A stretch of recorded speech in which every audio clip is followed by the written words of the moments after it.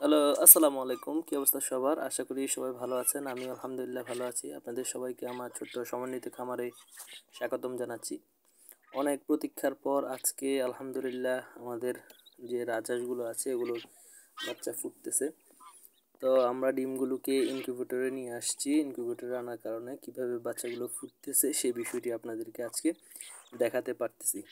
রাজহাঁসের নিচ থেকে কেন নিয়ে আসছি সেই বিষয়টি নিয়ে আমি আরেকটি ভিডিওতে ডিটেলস আলোচনা করব। আজকে দেখেন যে রাজহাঁস কি সুন্দরভাবে ডিম থেকে নিজে নিজে বেরিয়ে আসে।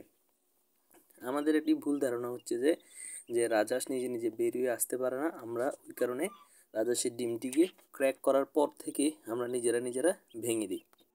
এই যে ডিমগুলো দেখতে পাচ্ছেন এগুলোকে আমি একটুও টাচ করি নাই, ওরা নিজে নিজেই একটু ক্র্যাক করছে। দেখেন প্রথম যে যে ডিমটি দেখা যাচ্ছে যে একটু ক্র্যাক করা আছে, তো ওই ডিমটি ও ক্র্যাক এভাবেই করছে।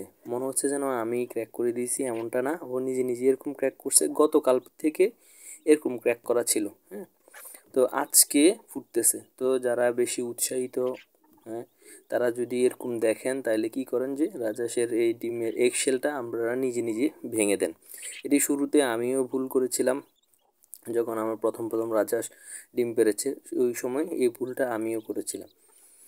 এখন এটার একটি কারণ হচ্ছে যে রাজহাঁস যেহেতু বছরে একবারই ডিম পাড়ে, তো একটু সবার মধ্যে একটু এক্সাইটমেন্ট কাজ করে, যার কারণে সবাই এই যে একটু ক্র্যাক হলে এরপরে আমরা নিজেরাই ক্র্যাক করে দিই। এটা করলে রাজহাঁসের মারা যাওয়ার সম্ভাবনা বেশি থাকে, কারণ প্রত্যেকটা যেসব পাখিগুলো আছে যে ডিম থেকে বের হয় তাদের সম্পূর্ণটা হয়ে যাওয়ার পরে তারা নিজে নিজে ক্র্যাক করে বাইরে বেরিয়ে আসে, মানে এদেরকে টাচ করার কোনো প্রয়োজন হয় না। তো আমি এই যে আপনারা দেখতে পাচ্ছেন যে ওই যে বাচ্চাটি বের হয়ে আসতেছে, আমি ওকে একটুও হেল্প করি না। হ্যাঁ, ক্র্যাক করে দেওয়া যাবে যখন 80% ডিম ক্র্যাক হয়ে যাবে।